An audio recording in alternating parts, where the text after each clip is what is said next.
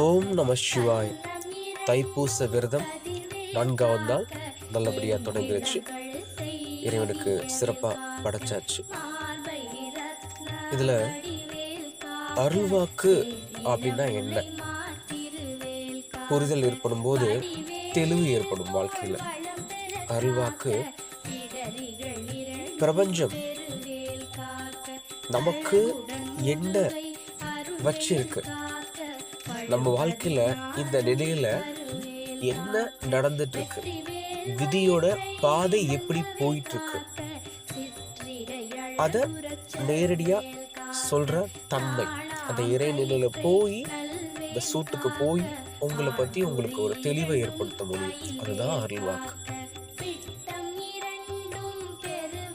இந்த அருள்வாக்கு சொல்றவங்களுக்கு